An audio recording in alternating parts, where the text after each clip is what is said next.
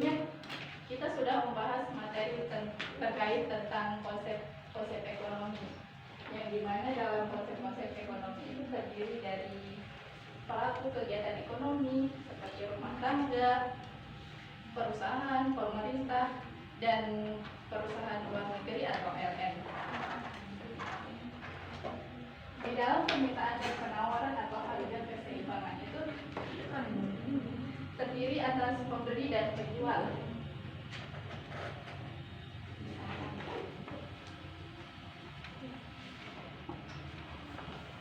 Di dalam permintaan dan penawaran dan harga keseimbangan itu terdiri dari penjual dan pembeli yang melakukan sebuah transaksi di mana penawaran dan permintaan tersebut. Permintaan dan penawaran tersebut terjadi di dalam sebuah tempat yang dinamakan dengan pasar. Pasti kalian tidak asing dengan pasar tersebut kan? Ya. Di pasar tersebut kita bisa menentukan harga yang dinamakan dengan keseimbangan harga. Nah, di sini ada permintaan. Permintaan merupakan jumlah suatu barang dan jasa yang dibeli oleh para konsumen pada berbagai kemungkinan tingkat harga yang berlaku pada waktu tertentu dan pada tempat tertentu. Selanjutnya itu ada yang tahu hukum permintaan? Oke. Coba Dinda bacakan hukum permintaan itu. Hukum permintaan menjelaskan bahwa apabila harga barang turun, permintaan akan bertambah, dan apabila harga barang naik, permintaan akan berkurang. Oke. Hukum permintaan menjelaskan bahwa apabila harga barang turun, permintaan akan bertambah. Contohnya itu seperti permintaan pada cabai merah.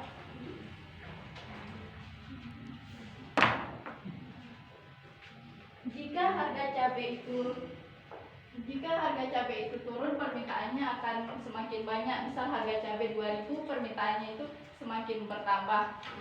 Begitupun juga sebaliknya.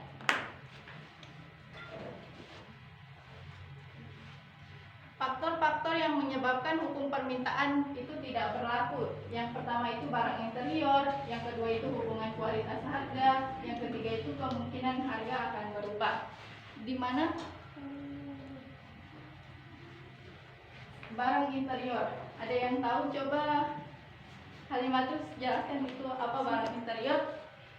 Barang interior adalah segala sesuatu yang digunakan untuk menghiasi dan melengkapi ruangan di dalam sebuah bangunan, seperti rumah, kantor, dan tempat komersial lainnya.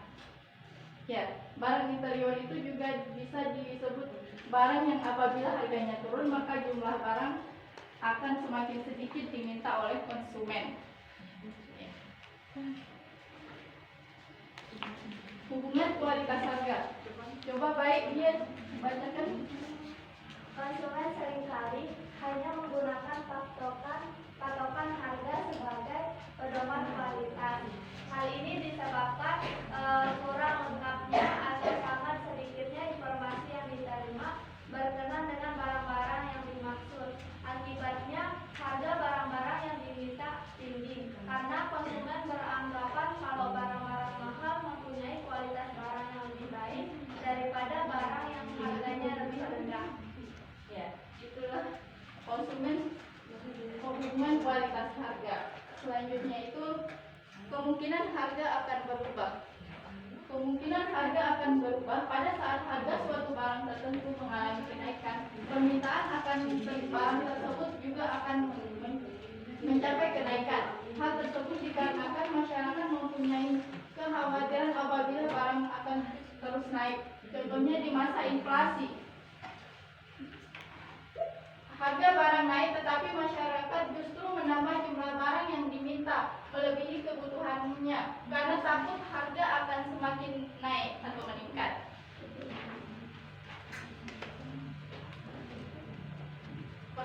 Selanjutnya itu faktor-faktor yang mempengaruhi permintaan. Adanya barang yang punya hubungan erat atau substitusi. Coba ada yang tahu apa itu barang substitusi? Oke, silakan kita jelaskan. Barang substitusi itu barang atau jasa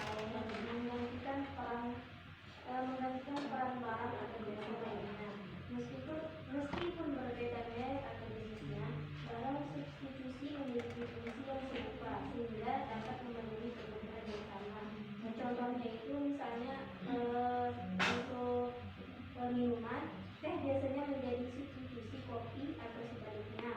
Terus contoh yang kedua dalam transportasi ada mobil pribadi bisa digantikan dengan transportasi umum seperti bus atau kereta. Kemudian jika seperti makanan, nasi bisa diganti dengan roti atau kentang sebagai sumber karbohidrat. Ya, betul sekali. Barang substitusi itu atau barang pengganti itu sesuai dengan hukum permintaan bahwa jumlah suatu barang yang diminta akan berubah apabila barang-barang yang mempunyai hubungan erat juga berubah. Misalnya antar beras, harga beras itu mahal, bisa kita ganti dengan jagung, gandum, atau ubi-ubian. Ya. Begitupun juga sebaliknya, jika harga jagung itu meningkat, kita bisa menggantinya dengan beras. Yang kedua itu penghasilan konsumen. Coba membacakan penghasilan konsumen itu.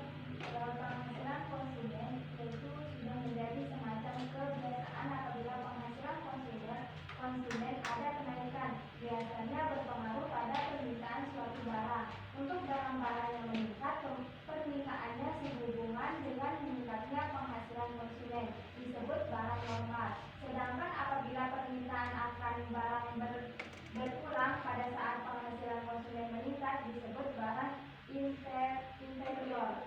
Mengenai barang inferior ini sebenarnya bersifat relatif, maksudnya sesuatu barang yang dianggap inferior oleh seseorang untuk keperluan orang lain belum tentu dianggap sebagai barang inferior.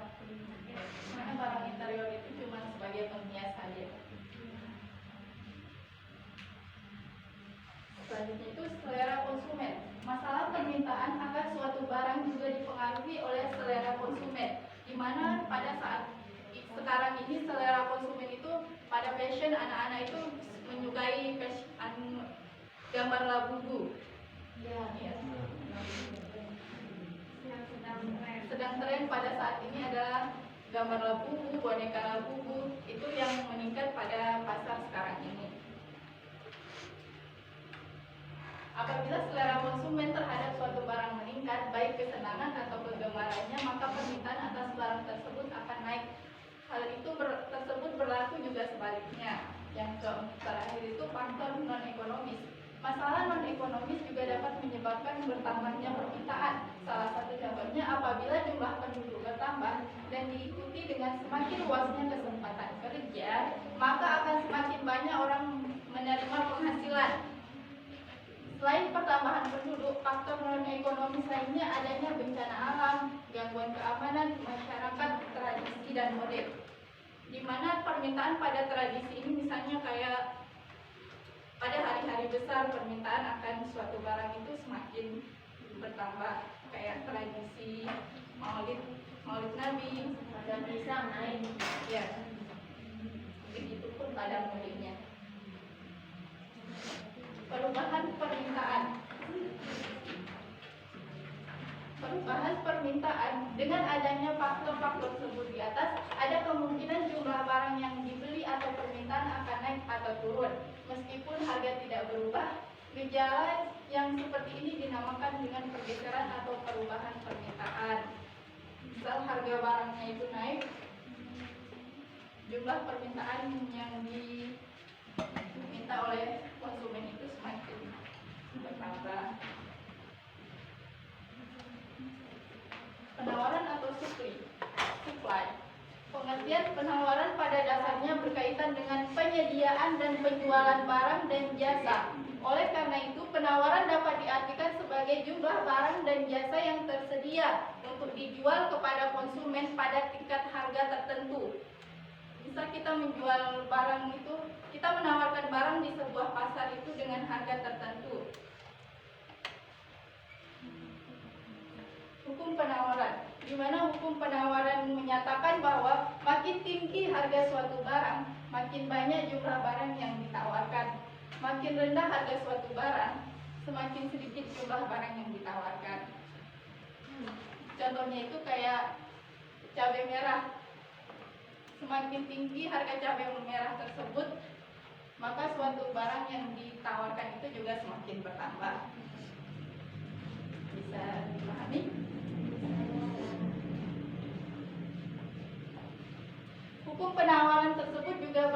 dengan asumsi bahwa beberapa faktor dianggap tidak mengalami perubahan drastis atau paribus, di mana faktor-faktornya itu adalah sebagai berikut. Yang pertama itu biaya produksi, teknologi, harapan keuntungan.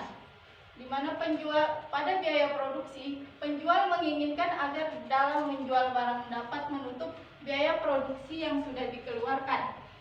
Yang kedua itu teknologi. Keadaan teknologi yang dimiliki oleh suatu perusahaan menentukan besar kecilnya kapasitas produksi pada perusahaan yang bersangkutan, sehingga berpengaruh terhadap besar kecilnya barang yang ditawarkan di pasar. Yang ketiga itu harapan keuntungan. Setiap penjual mempunyai keinginan yang berbeda-beda dalam menarik keuntungan dalam penjualan barang. Harga barang itu kan berbeda-beda, kita membeli di satu tempat, di tempat yang lain itu pasti harganya juga berbeda-beda. Mereka menginginkan keuntungan yang lebih besar, ada yang mengambil keuntungan 500, 1000, begitupun juga sebaliknya. Selanjutnya itu kebutuhan akan uang. Kebutuhan akan uang dari produsen merupakan hal yang sensitif, terutama kebutuhan yang keuangannya akan menjual barang yang mendesak seperti untuk membayar upah, membayar hutang, terutama bagi produsen yang lemah keuangannya akan menjual barang lebih rendah dari penjual-penjual lainnya agar barangnya itu cepat laku. Maka barangnya itu dijual dengan harga yang murah atau dilelang. Harapan harga masa depan. Bagi penjual yang kuat keuangannya dapat menunda penjualan barang sampai harga yang lebih tinggi dari harga pasar pada saat sekarang. Oke. Di sini tujuan-tujuan tertentu. Dalam hal ini biasanya merupakan kebijaksanaan yang harus dipatuhi. Bisa karena penguasaan atau negara, contohnya politik dumping. Coba Rosmiati, apa itu politik dumping?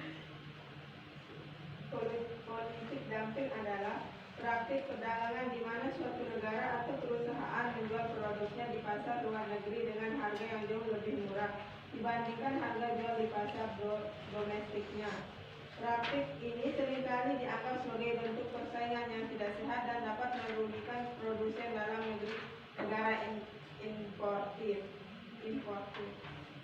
Politik dumping itu di mana menentukan harga sebenarnya bukan harga yang dikehendaki, tapi karena mempunyai tujuan tertentu.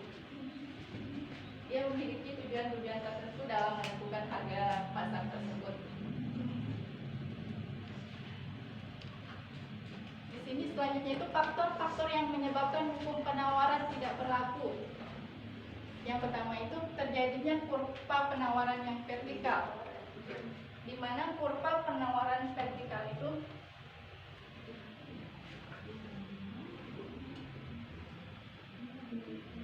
atau yang berbentuk vertikal menunjukkan bahwa berapapun harga barang tidak mempengaruhi jumlah barang yang ditawarkan. Semacam misal harga barang itu tinggi tidak mempengaruhi jumlah barang yang diminta tersebut. Contohnya apa itu? Itu kayak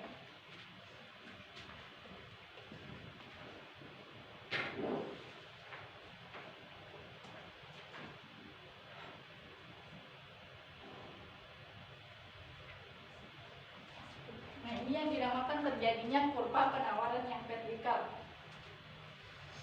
Harus ini SS yang ini dia garisnya itu vertikal. Yang kedua itu terjadinya kurva penawaran yang horizontal. Kurva penawaran yang horizontal mengandung makna bahwa untuk mengundang lebih banyak barang yang ditawarkan tidak perlu kenaikan harga. Kita menggunakan penawaran atau harga yang seimbang.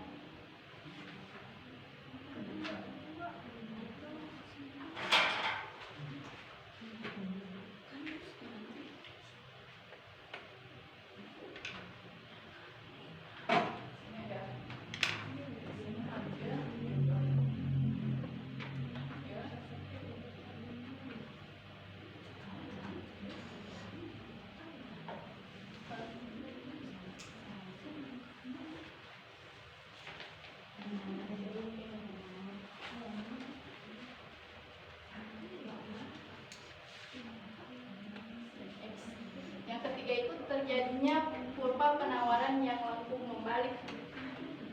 Kurva penawaran mempunyai kemiringan negatif. Yang dimaksud dengan lengkung membalik itu kurva kemiringan negatif. Misalnya kurva penawaran tenaga kerja yang berbentuk melengkung terbalik atau kurva kemiringan negatif. Hal ini terjadi karena setelah mencapai tingkat upah tertentu penawaran tenaga kerja justru menurun bila upah naik lagi. Hal ini disebabkan oleh lebih suka menikmati waktunya untuk hal-hal lain atau untuk memperoleh penghasilan tambahan atau penghasilan lain. Misal guru itu memiliki kerja sebagai wirausaha, itu pekerjaan sampingannya.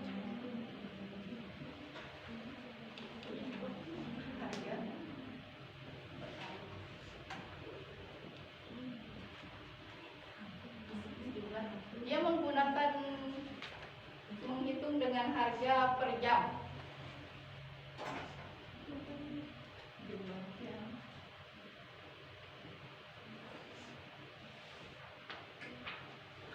Harganya itu 12.000, 10.000, 8.000 dengan 25 jam per minggunya. Per minggu.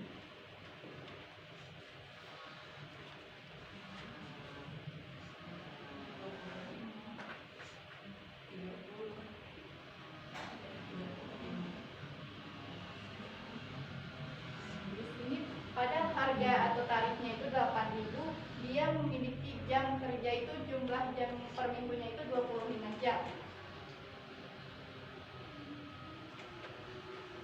Dan pada harga atau tarifnya itu 10.000, dia memiliki jumlah kerja itu 35 atau per minggunya. Ini kemiringan yang terbalik atau negatif.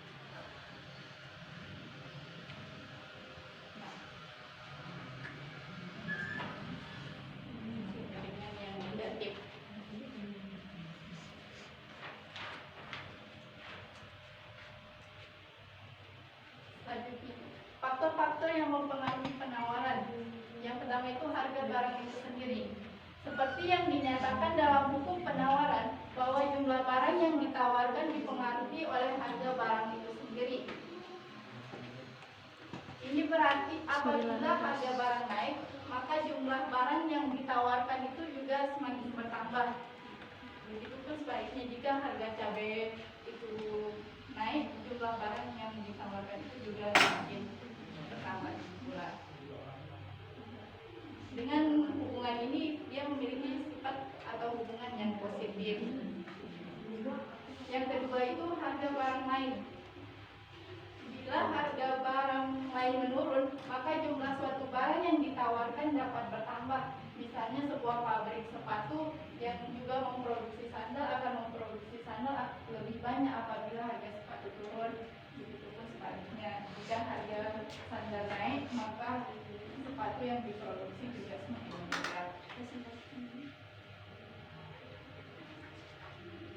Yang ketiga itu biaya produksi. Coba kita bacakan biaya produksi itu.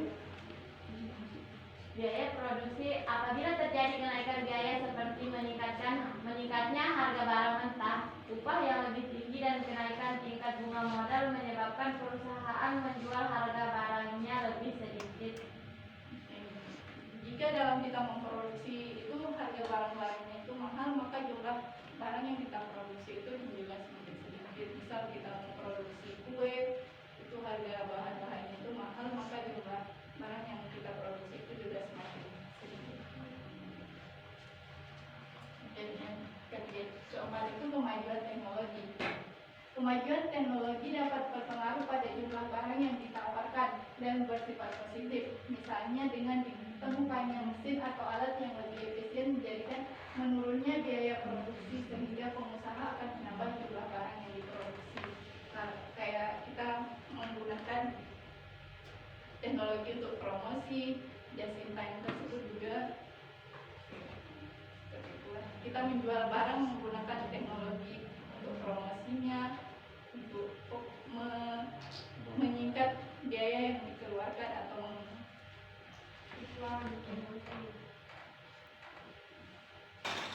pergeseran kurva penawaran. Pergeseran kurva penawaran adalah perubahan kuantitas barang atau jasa yang dijual sebagai akibat pengaruh faktor lain selain harga. Kenaikan penawaran berarti jumlah barang atau jasa yang dijual menjadi lebih banyak sebagai akibat kenaikan harga. Jumlah barang yang dijual itu semakin tinggi apabila harganya itu juga naik atau permintaannya, penawarannya itu juga naik. Selanjutnya itu pengertian dan proses terbentuknya harga keseimbangan. Ada yang tahu apa itu harga keseimbangan? Harga keseimbangan atau harga pasar adalah suatu barang yang menggambarkan keseimbangan antara jumlah barang yang diminta dengan jumlah barang yang ditawarkan pada tingkat harga tertentu. Jumlah barang yang diminta maupun jumlah barang yang ditawarkan sebanding. Harga keseimbangan ditentukan oleh kekuatan permintaan dan penawaran. Harga keseimbangan itu atau harga pasar, kesepakatan harga tersebut terbentuk melalui tawar menawar antara pembeli dan penjual yang melakukan sebuah transaksi penawaran dan permintaan sehingga terbentuknya harga keseimbangan harga atau equilibrium tersebut.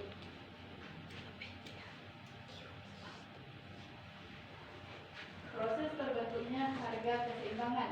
Proses terbentuknya harga keseimbangan berawal dari adanya interaksi antara pembeli yang melakukan permintaan dan penjual melakukan penawaran yang dilakukan secara wajar.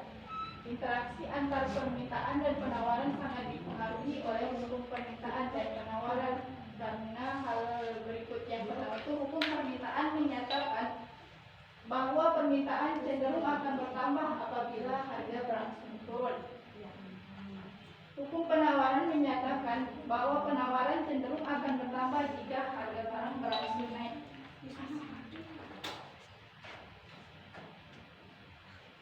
Harga barang itu permintaan cenderung akan bertambah apabila harga berangsur turun. Misal permintaan pada cabai merah itu akan bertambah apabila harga cabai itu juga turun. Dan pada hukum penawaran, jika harga cabai itu bertambah, maka jumlah yang ditawarkan itu juga semakin banyak.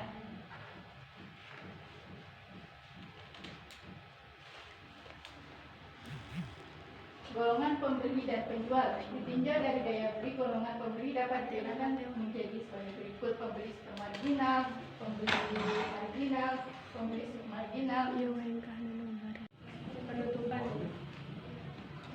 Simpan dia itu kan? Ya. Sambung kan? Penutupan adalah ada penutupan dulu. Oke, di sini pembeli submarginal yaitu pembeli yang daya belinya di bawah harga pasar. Oke, materi kita mungkin cukup sampai di sini ya. Bisa dipahami apa itu permintaan, penawaran, dan harga keseimbangan. Minggu besok kita memiliki tugas cari studi kasus tentang permintaan dan penawaran sehingga mencapai harga keseimbangan.